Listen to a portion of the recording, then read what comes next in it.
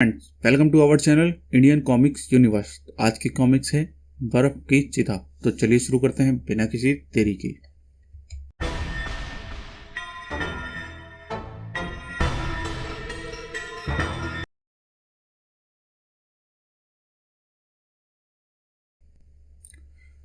चिनार गुल बांध भारतीय इंजीनियरों की कुशलता का सबसे पक्का सबूत है। 13,000 फुट की ऊंचाई पर बना यह बांध लगभग पूरे उत्तरी क्षेत्र को बिजली सप्लाई करता है। इस कारण इस पर हर समय कड़ा पहरा रहता है, क्योंकि इसके नष्ट होने का मतलब है पूरे क्षेत्र का विनाश और तबाही। अचानक एक दिन बांध का पानी दीवारों के ऊपर से बहने लगा। आसपास के नगरों में भयंकर बाढ़ आ गई। सरकार तुरंत हरकत में आ गई।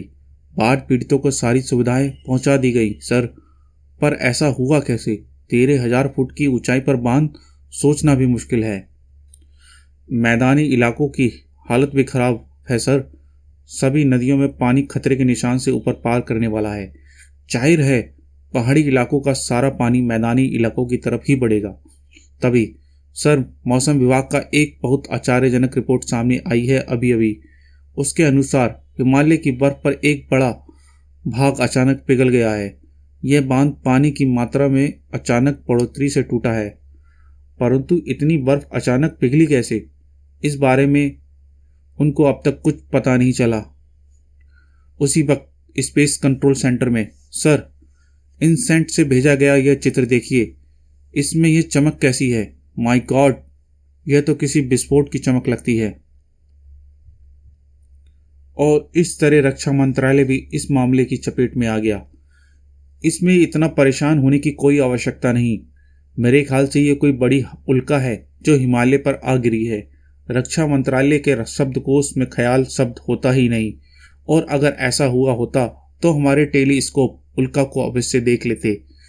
तो अब हम को क्या कदम उठाना चाहिए? हमारा सबसे पहला काम उस स्थान पर जाकर छानबीन करना है जहां से बर्फ पिघली है, और दूसरा काम कारण पता लगकर उस विपत्ति को आगे बढ़ने से रोकना। इसके लिए तो हमको स्पेशल फोर्स वहां पर भेजनी चाहिए, जिनको बर्फीली इलाकों में युद्ध की स्पेशल ट्रेनिंग दी गई हो। यही ना? हाँ, एकदम सही। लेकिन हमारे पास ऐसे जवान सियाचिन ग्लेशियर पर तैनात हैं, और खराब मौसम के कारण अगले 2 दिनों तक वहां हेलीकॉप्टर नहीं जा सकता। आई नो डैट, लेकिन इस वक्त हमको हेलीकॉप्टर से वहां पर एक ऐसे व्यक्ति को भेजना पड़ेगा जो शरीर का भी उतना ही शक्तिशाली हो जितना दिमाग का तेज, यानी जो हमारे जवानों के वहां पहुंचने तक परिस्थितियों को काबू में रख सके। ऐसा शख्स तो मेरी नजर में सिर्फ एक ही है, सुपर कमांडो ध्रुव। कमांडो फोर्स का कैप्टन? इसके बारे में मैंने सुना है, लेकिन यह कभी किसी फौजी अभियान पर नहीं गया। मुझे शक है कि यह उस लड़के के बूते की बात नहीं। उस लड़के की गारंटी मैं लेता हूं सर। मैं तुम्हारे फैसले की कदर करता हूं कमांडर। अगर तुम समझते हो कि ध्रुव इस काम के लिए सबसे उपयुक्त है तो मुझे कोई आपत्ति नहीं। और फिर आईजी राजन के घर पर तुमको अपने साथ कुछ भी ले जाने की आवश्यकता नहीं ध्रुव। हम तुमको इस स्थान के आसपास कहीं उतारेंगे। यहां से उत्तर पूर्व दिशा में हमारी सेना का एक गुप्त आपातकालीन डिपो है। हम तुमको ट्रांसमीटर पर निर्देश देकर वहां तक पहुंचा देंगे। इस आपातकालीन डिपो में तुमको अपनी जरूरत की हर चीज मिल जाएगी। हथियार, गोलियां, दवाई, डिब्बा बंद खाना सामग्री वगैरह, ये सब कुछ वहां पर होगा। ठीक है सर। मैं तो हिमालय की कड़कड़ाती ठंड का सामना करने के लिए कुछ गर्म कपड़े ले लूं। और फिर मैं गर्म कपड़े 20वीं सदी की चीजें हैं भैया। तुम 21वीं सदी की अत्याधुनिक साधनों का ठंड का सामना कैसे करोगे? श्वेता, तू यहाँ क्या कर रही है? तुम लोगों की बातें सुन रही थी। ये देखो भैया, मेरा लेटेस्ट आविष्कार। इस यंत्र को तुम अपनी बेल्ट पर चिपका लेना।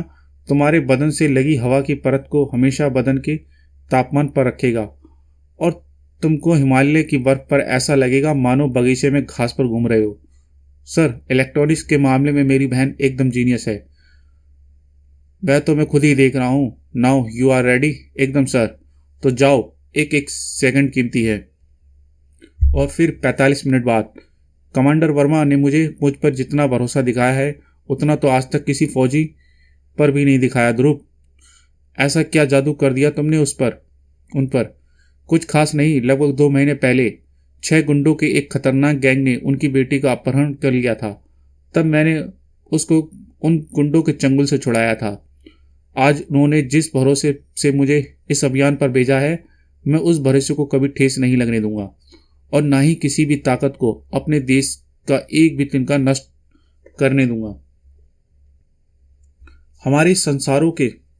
हमारे सेंसरों के मुताबिक विस्फोट वाला स्थान इसी 10 किलोमीटर के घेरे में कहीं मौजूद है। मेरे ख्याल है कि तुमको मैं यहीं उतार दूं। हमारी फौजें यहां पर 2 दिनों के अंदर अंदर पहुंच जाएंगी। तब तक के लिए best of luck Dhruv. Thanks captain. और इस तरह शुरू हुआ ध्रुव की किस्मत का सफर, जिसकी आखिरी मंजिल थी एक ठंडी मौत। विस्फोट वाला स्थान ढूंढना ज्यादा मुश्किल नहीं होना चाहिए। अगर मैं इस पिघले पानी के साथ साथ ऊपर की तरफ बढ़ूं तो जल्दी ही उस स्थान तक पहुंच जाऊंगा। ध्रुव की तेजी से ऊपर की तरफ बढ़ती आकृति क्रमशः दूर होती चली गई और बर्फ से ढकी जमीन पर रह गए सिर्फ एक जोड़ी पैरों के निशान।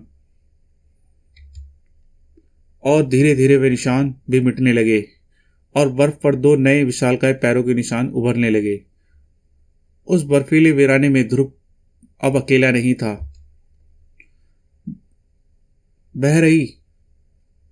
यह रही वह जगह। पानी इस विशाल चट्टानों के नीचे से आ रहा है और इसके अंदर घुसने का कोई रास्ता नहीं है। लेकिन एक बात तो साफ है, ये किसी उल्का के गिरने से नहीं हुआ। इस खोज की रिपोर्ट भेजनी बहुत जरूरी है। ध्रुव ने एक शक्तिशाली ट्रांसमीटर बाहर निकाला।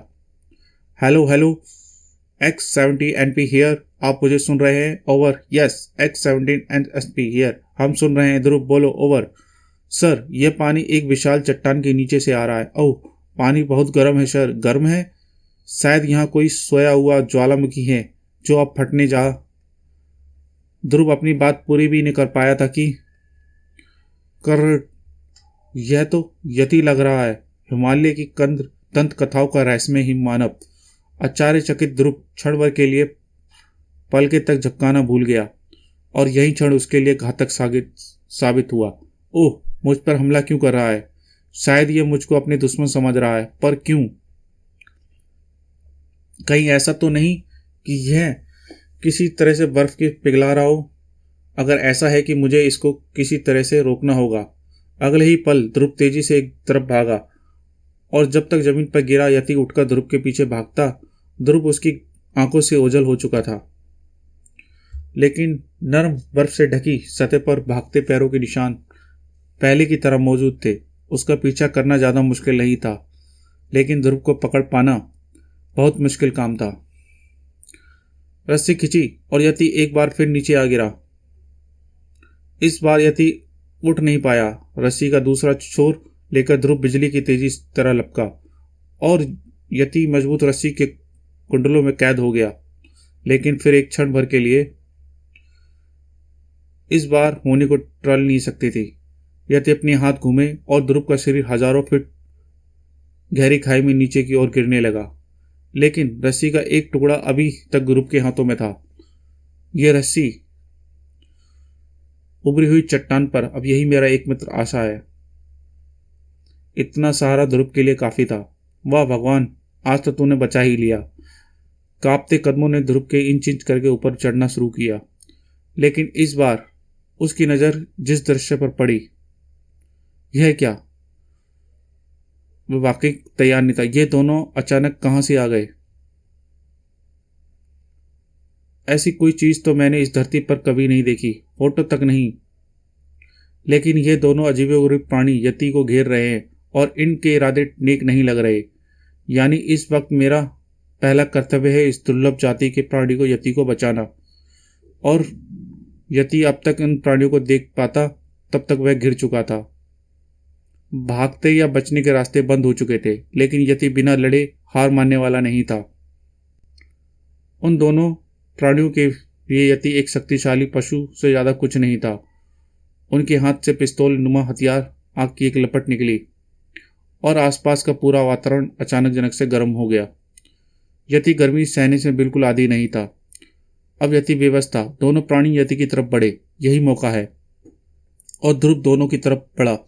दोनों प्राणी ध्रुव की मौजूदगी का अनजान थे और ध्रुव ने इसका पूरा फायदा उठाया। चीख सुनकर दूसरा प्राणी ध्रुव की तरफ पलटा। उसका हथियार ध्रुव की तरफ तना, लेकिन ध्रुव ज्यादा तेज था। ध्रुव ने उसको समझने का मौका नहीं दिया। ये प्राणी उसके लिए तैयार नहीं था। भागो! और ध्रुव उनके पीछे लपका। लेकिन तभी एक प्राणी का हाथ घूमा और ध्रुव का दिमाग अंधेरे में गुम होता चला गया। पता नहीं कितनी देर बाद जब ध्रुव की आंखें खुली तो एक और आश्चर्यजनक इंतजार कर रहा था। तुम कौन हो बेटे? और अब कैसी तबीयत है तुम्हारी? मैं बिल्कुल ठीक हूं। मेरा नाम ध्रुव है, पर मैं कहां पर हूं? तुम दोस्तों के बीच में हो बेटे। मैं यहाँ का सरदार हूँ। मेरे बेटे जिगालू का बचाकर तुमने अपने दोस्त होने का पूरा सबूत दिया है। पर आप लोग कौन हैं और हमारी भाषा कैसे जानते हैं? हम लोगों को तुम लोग यति कहते हो, हिम मानव यति। तुम्हारी भाषा हमने उन ऋषि सन्यासों से सीखी है जो तपस्या करने हिमालय पर आते थे।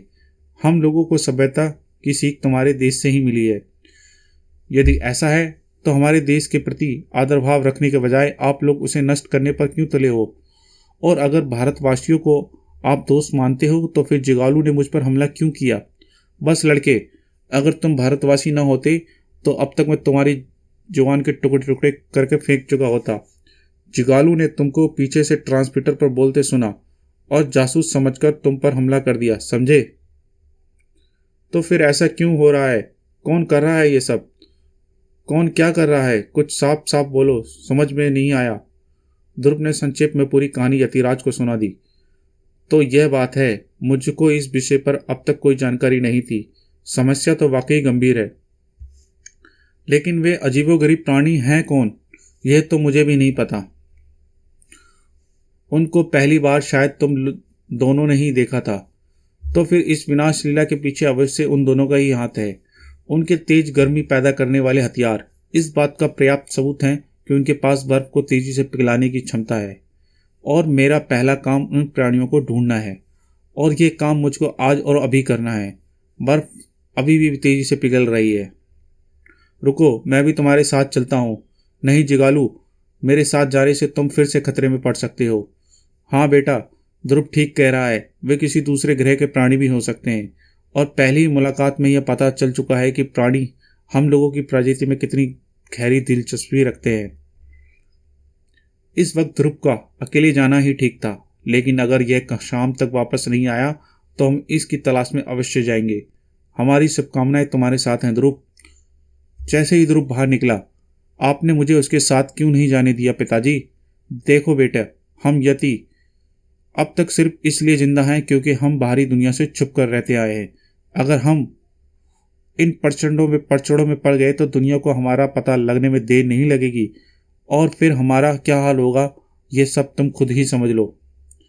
यतियों का सरदार होने के नाते मेरा यह फर्ज है कि मैं ऐसा कभी नहीं होने दूं। दूसरी तरफ ध्रुव अपनी खोजबीन में व्यस्त था। मुझे पूरा विश्वास है कि इस सारी समस्या की जड़ यही विशालकाय चट्टान है जिसके नीचे से उबलता पानी आ रहा है। लेकिन इसको आगे बहाने से कैसे रोका जाए? कोई तो रास्ता होना चाहिए। हाँ, एक रास्ता है, लेकिन उसके लिए मुझे एक चीज ढूंढनी पड़ेगी। और 5 मिनट बाद जब ध्रुव वापस आया तो उसके हाथ में एक हथियार था। यह रही उन प्राणियों की पिस्तौल जो एक प्राणी के हाथ से गिर गई थी। अब मैं उनके ही हथियार से उनको मात दे दूंगा। यह जगह हंगामा शुरू करने के लिए सबसे अच्छी है। 1 2 3 हथियार का ट्रिगर दबा और चारों तरफ की सर्द हवा पल भर में लू में बदल गई। सतह की बर्फ तेजी से पिघलने लगी और बर्फ में जकड़ी चट्टानें अपना आधार खोकर लुढ़कने लगी। ध्रुव ने एक ही बार के नीचे उबलती नदी का रास्ता रोक दिया। पानी उल्टी दिशा में बहने लगा। पानी वापस अंदर आ रहा था। स्विच बंद करो। एक बटन दबा और पानी का बहाव धीरे धीरे बंद हो गया। अब तो पानी सिर से ऊपर हो रहा है। अबे अभी कहाँ? अभी तो पानी सिर्फ घुटनों तक ही आया है। अगर बात समझ में ना आए तो चोंच बंद रखा करो। मेरा मतलब कि अब बात हद से बढ़ गई है। अब इस लड़के को काबू में करना ही पड़ेगा। ध्रुव बेखबर नीचे गिरे पत्थरों का ध्यान से देख रहा था और उसके चारों ओर शिकंजा कसता जा रहा था। उधर जिगालू का मन बेचैन था। मैंने तो ध्रुव को मार ही डाला था, पर फिर भी उसने मेरे को खतरे में डालकर अपनी जान बचाई और मैं इस वक्त कोई मदद नहीं कर रहा। धिक्कार है मुझ पर। अगर ध्रुव को कुछ हो गया तो मैं अपने आप को कभी माफ नहीं कर पाऊंगा। अचानक तभी, यह कौन है पिताजी? यह ना तो किसी भी यति को शाम के बाहर निकलने को मना किया था। यह जो भी है उधर ही आ रहा है जिधर ध्रुव गया है। इसके छुप छुप कर जाने से अंदाजा साफ पता चल रहा है कि इसके इरादे नेक नहीं है। इसको पीछा करके देखना पड़ेगा कि ये आखिर जा कहाँ रहा है। उधर ध्रुव 3 प्राणियों के बीच में गिरा था। उसके हाथों में वही खतरनाक हथियार थे। ध्रुव ने पुरानी चाल एक बार फिर जमकर चली, लेकिन इस हथियार की ऊर्जा खत्म हो चुकी है। इस वक्त मेरी हत्या करने से भी नहीं चूकेंगे, लेकिन यह भी पक्का है कि ये इस हथियार का प्रयोग अपने ही साथी पर नहीं करेंगे। और इस बीच अपना काम कर लो। निशाना अचूक था। दोनों प्राणियों के हथियार भी गहरी खाई में जा गिरे। अब मुकाबला 3 में से 1 का था और ध्रुव की नज़र में यह मुकाबला बराबर का था। अब मैं जो कुछ करूंगा उसके लिए मुझे किसी हथियार की जरूरत नहीं। ये तो गया, लेकिन इतनी देर में इसके दोनों साथी मेरे पास आ पहुंचे हैं। अच्छा ही हुआ, वरना मुझे चलकर इनके पास जाना पड़ता। ये गया नंबर 2। गुस्से से भरे ध्रुव के हर बार में बुलडोजर से ही ताकत भरी हुई थी। अब नंबर 3 की खबर लूं। पहले इसकी अच्छी तरह से पीट पीट कर अपना गुस्सा निकाल लूं। इसके बाद इनसे पूछताछ करूंगा। खेल लगभग खत्म हो चुका था। ध्रुव लगभग जीत चुका था कि तभी उसके सिर पर पीछे से एक कायरतापूर्ण वार हुआ और ध्रुव का मस्तिष्क दूसरी बार अंधेरे में डूबता चला गया। जिगालू ये सब देख रहा था तो मेरा शक सही निकला। हमारे दल का कोई यति इन प्राणियों से मिलता हुआ है, वरना यह कभी हो ही नहीं सकता कि ये प्राणी हमारी नाक के नीचे और हमको पता भी ना चले। लेकिन अब ये ध्रुव को कहाँ ले? वाह, चट्टान का एक हिस्सा दरवाजे की तरह खुल रहा है, यानी यह चट्टान ही इनके छुपने का गुप्त स्थान है। मैं अभी इन सब पर नहीं। इस वक्त मुझे ठंडे दिमाग से काम लेना होगा। मुझे मदद जुटानी होगी, लेकिन कैसे? अगर पिताजी के पास जाऊं तो वे फिर कह देंगे कि इससे हमारा कोई मतलब नहीं। बाद में वे गद्दार यति को चाहे मृत्युदंड दे दे, लेकिन तब तक ध्रुव का क्या होगा? अचानक जिगालू की आंखें चमक उठी। हाँ, एक जगह से मदद मिल सकती है। उधर ध्रुव को जब होश आया, हा हा, जाग गए बच्चे, हमारे सेंटर में तुम्हारा स्वागत है। तुम तो हिंदुस्तानी बोल रहे हो। कौन हो तुम लोग? हम तुम्हारे जीवन दाता हैं लड़के। तुम अब तक हमारी कृपा से ही जीवित हो। यह तो वक्त ही बताएगा कि कौन किसकी कृपा से जिंदा है। लेकिन तुम हो कहां से? तुम जैसे प्राणी को मैंने पृथ्वी पर कभी नहीं देखा। हाँ हाँ, सुनो इसकी बात। यह तो हम लोगों को अभी से दूसरी दुनिया में पहुंचा रहा है। मेरे ख्याल से इसको असलियत बताने में कोई हर्ज नहीं है। जरूर, लेकिन यह सब बताने से पहले इस खतरनाक लड़के को पिंजरे में बंद कर दिया जाए। एक बटन दबा और ध्रुव के चारों तरफ रोशनी की क्षणें खड़ी हो गई। तो बच्चे, मरने से पहले अपनी मौत को अच्छी तरह से देख लो। तुम कमीनों, हमारे देश को तबाह करने में तुम्हारी नापाक कोशिश कभी पूरी नहीं होंगी नादान लड़के। इस वक्त तुम उसी चट्टान के अंदर हो जिसके नीचे से उबलता पानी आ रहा है। ये चट्टान वास्तव में एटॉमिक जनरेटर की बिल्डिंग है। इस वक्त हमारे आसपास की एटॉमिक जनरेटर है, और जब तक हमारा जनरेटर चालू रहेगा तब तक इसको प्रचंड ऊष्मा के जरिए बर्फ पिघलाकर तुम्हारे देश को डुबोते रहेंगे। हम तुम्हारे देश की अर्थव्यवस्था को इतनी बुरी तरह से तहस नहस कर देंगे कि तुम्हारा देश बिना किसी प्रतिरोध के हमारा गुलाम बन जाएगा। और ये सूट जिसको पहनकर हम तुमको दूसरे ग्रह के प्राणी लगते हैं, वास्तव में एंटी रेडिएशन सूट है। हमारी पिस्तौलें भी अणुशक्ति से चलती हैं, समझ गया। लेकिन इस स्थान पर इतना बड़ा एटॉमिक स्टेशन बनाना तुम्हारे बुद्धि की बात नहीं है। इसमें जरूर किसी ने तुम्हारी मदद की है। कौन है वह? तुम ठीक समझे, अपने पीछे मुड़कर खुद ही देख लो। यतिराज तुम? हाँ बेटे, मैं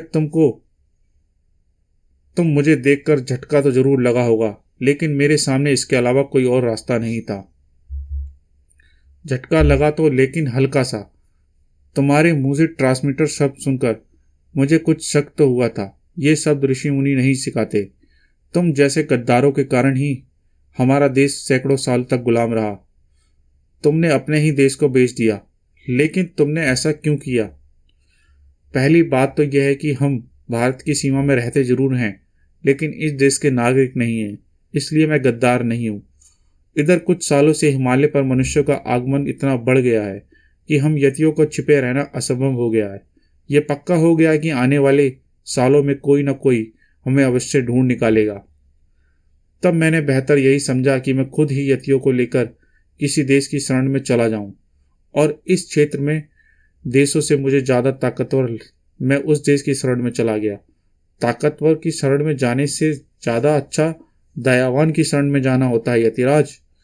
अगर तुम भारत को अपना दोस्त समझते तो तुम्हारे एक एक यति की खातिर में हमारे 100 जवान हंसते हंसते कुर्बान हो जाते। लेकिन अब बहुत देर हो चुकी है। अब तुम किसी से यह नहीं बता पाओगे कि तुमने क्या देखा। 1 मिनट, अगर ये तुम्हारे दोस्त हैं यतिराज, तो इन्होंने तुम्हारे बेटे जिगालू पर हमला क्यों किया? हाँ हाँ, मैंने भी इनसे ये पहला सवाल यही किया था। दरअसल मेरे सिवा कोई और यति मेरे इन दोस्तों के बारे में नहीं जानता है। इनके बारे में मैं यतियों को सही वक्त पर आने पर बताऊंगा। जिगालू को दूर से आते देखकर इन लोगों ने समझा कि मैं इससे मिलने आ रहा हूं, पर पास आकर इनको अपनी भूल का एहसास हुआ। तब तक जिगालू ने इनको देख चुका था। अब इनके सामने सिर्फ यही रास्ता था कि मेरे आने तक जिगालू को बंदी बनाकर रखें, ताकि मैं आकर उसको सारा माजरा समझा सकूं। लेकिन जिगालू सारा माजरा समझने के लिए खुद ही आ गया था। मुसीबत में दोस्त ही काम आता है भरिंगा। इस वक्त मैं तुम्हारे अलावा किसी और पर भरोसा नहीं कर सकता। फिक्र मत करो दोस्त, मैं सब कुछ समझ गया हूँ। कोई वो गड़बड़ नहीं होगी। अंदर देखो, एक और यति। यह तो जिगालू है। लगता है इसको कुछ शक हो गया है। इस बार इसको जाने देना खतरे से काली नहीं है। तुम जाकर चुपचाप इसका पीछा करो, देखो कि यह क्या चाहता है। जरूरत पड़ने पर अणु पिस्तौल का प्रयोग करना। पर मैं अकेला ही। अगर 2 लोग साथ गए तो यतिराज को शक हो सकता है। लेकिन बाहर आने की क्या जरूरत है? वीडियो स्क्रीन पर सब कुछ दिख तो रहा है, लेकिन बर्फ गिरनी शुरू हो गई है गधे। जल्दी हमारे कैमरों के लेंस बर्फ में ढक जाएंगे, फिर हमें कुछ नहीं दिखाई पड़ेगा। तू जाता है डरपोक, या तुझे लात मारकर भेजूं? हमारी चाल कामयाब रही भंगीगा। चट्टानों का दरवाजा खुल रहा है। अब आगे सब तुम्हारे ऊपर है। कहाँ गया वह जिगालू का, मेरा मतलब यतिराज का बच्चा? वह रहा, लेकिन वह तो चट्टान से दूर जा रहा है। इस चट्टान पर चढ़कर देखूं तो कोई दिखाई पड़ेगा।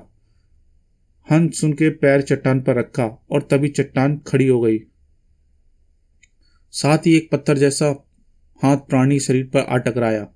बेहोश होने से पहले हंस चीख भी नहीं पाया। शाबाश बरिंगा, लेकिन जिगालू जरा आकर तो देखो, ये कौन है? यह तो अब मुझे सारा माजरा समझ में आ रहा है। तुम तुरंत जाकर यतियों को यहां बुलाकर लाओ, तब तक मैं इन दुष्टों से निपटता हूं। और चट्टान के अंदर हमने तुमको जब तक सिर्फ इसलिए जिंदा रखा था ताकि तुम अपनी आंखों से अपने प्यारे देश की तबाही देख सको। कल सुबह तक हमारी फौजें यहां पर पहुंच जाएंगी और फिर तुम हमसे दया की भीख मांगोगे। कल सुबह भारतीय फौजें, यानी इस महत्वपूर्ण युद्ध क्षेत्र पर इन दरिंदों का अधिकार हो जाएगा। तुमने हमारी योजना देखी यतिराज। अब तुमको हमारे दोस्त बनने का इनाम मिलेगा। हम तुमको एक दूसरी ही दुनिया में पहुंचा देंगे। कल सुबह भारतीय फौजें यहां पर कल शाम से पहले नहीं पहुंच सकती। मैं भी यही चाहता हूं कि सभी गद्दार दूसरी दुनिया में पहुंच जाएं। जिगालू बेटे तुम, अब मैं तुम्हारा बेटा नहीं रहा यतिराज। अपने देश को बेचने वाला दलाल मेरा बाप कभी नहीं हो सकता। तुमने यतियों से हर कदम पर झूठ बोला। तुमने कहा कि कुछ लोग यतियों पर जासूसी कर रहे हैं। इसी धोखे में मैंने ध्रुव पर हमला किया। तुमने यतियों को झूठा डर दिखाकर शाम के बाद निकलने से मना किया ताकि तुम बेखटक अपने नए दोस्तों से मिलने जा पहुंचो।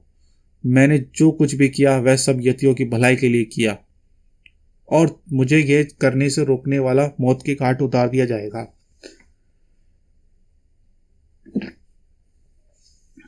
तुम भी अपनी मौत के लिए तैयार हो जाओ यतिराज। जिगालू यतिराज की तरफ लपका और मानो दो पहाड़ आपस में टकराए। गुस्से से पागल दोनों बाप बेटे एक दूसरे पर ताबड़तोड़ वार किए रहे थे। यतिराज का युद्ध अनुभव जिगालू से कई ज्यादा था, लेकिन जवान जिगालू के शरीर में ताकत यतिराज से अधिक थी। कंट्रोल पैनल टूट गया और ध्रुव को बंदी बनाने वाली रोशनी की सलाखें गायब हो गईं। पर इस समय किसी को भी इस ध्यान पर नहीं था। ये दोनों बंदर तो पूरा एटॉमिक स्टेशन तोड़कर सारी मेहनत बर्फ में मिला देंगे। इनको खत्म करके ही स्टेशन को बचाया जा सकता है। तो सोच क्या रहे हो? भून डालो सालों को। लेकिन इससे पहले कि उनकी उंगलियां घातक ट्रिगर पर दब पाती, तड़ाक! तुम लोग तो यतिराज को सचमुच ही दूसरी दुनिया में पहुंचा रहे थे। क्या तुम्हारी सरकार अपने दोस्तों को इनाम में सिर्फ मौत ही देती है? जो मन में आए बको। सुबह होने ही वाली है।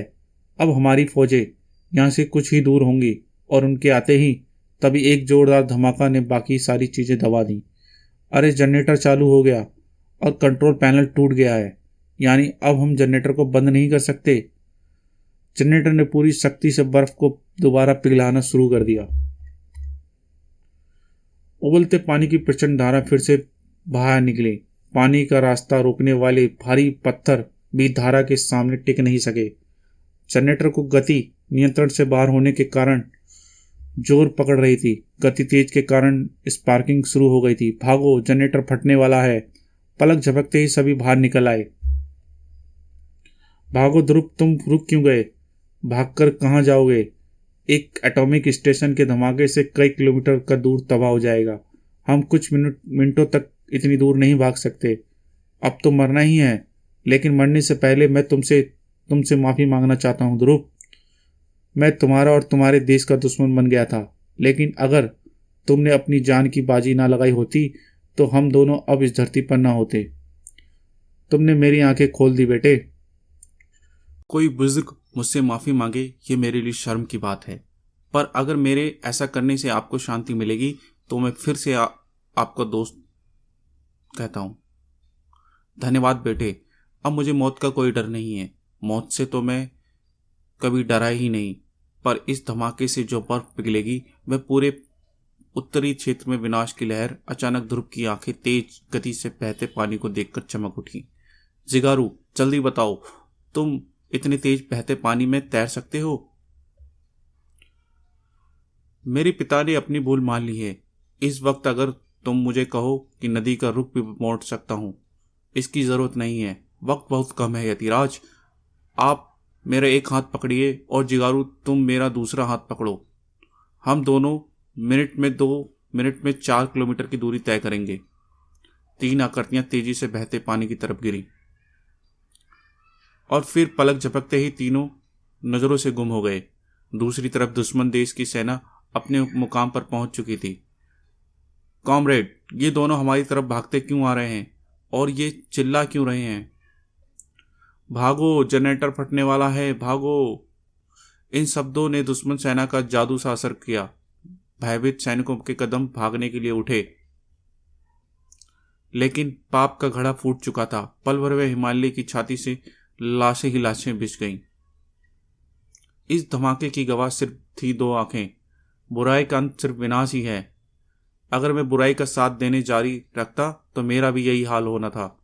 जानते हो ध्रुव, पहले हम लोग बहुत खुश थे, लेकिन जब से हम मानवों की संगत में आए हैं तब से हम पर मुसीबतों का पहाड़ टूट पड़ा है। दिन का चैन और रातों की नींद हराम हो गई है। लेकिन अब तो हम दुनिया के सामने आ गए हैं। अब न जाने हमारा क्या होने वाला है। कुछ नहीं होगा यतिराज। आपके बारे में जानने वाले सभी व्यक्ति मारे जा चुके हैं, सिवाय मेरे। दुश्मन देश के गिने चुने व्यक्ति ही आपके विषय में जानते होंगे। उनसे बचने के लिए मेरा सुझाव है कि आप अपना रहने का स्थान बदल दें। बाकी रहा मैं, तो मेरा वादा है कि मैं किसी को भी आप लोगों के बारे में नहीं बताऊंगा। आप लोग वैसे ही रहेंगे जैसे पहले रहा करते थे। धन्यवाद ध्रुव। तुमको जब भी हमारी ज़रूरत हो तो हिमालय पर हमको कहीं से भी बुला लेना। हम कहीं पर भी हों, तुम्हारी आवाज़ हम जरूर सुन लेंगे। ध्रुव अपनी जगह पर चुपचाप खड़ा जाता दो आकृतियों की ओर देखता रहा। फिर बाद में, तुमने तो वास्तव में कमाल कर दिया ध्रुव। एक ही झटके में दुश्मनों के होश ठिकाने लगा दिए। लेकिन सच पूछो तो मुझे यकीन नहीं आ रहा ये काम तुमने अकेले किया है। तुम स्टेशन तबाह करने के बाद वहां से उफनती नदी में कूदकर जिंदा कैसे बच निकले? कोई आदमी पहाड़ी नदी में कूदकर जिंदा नहीं बच सकता।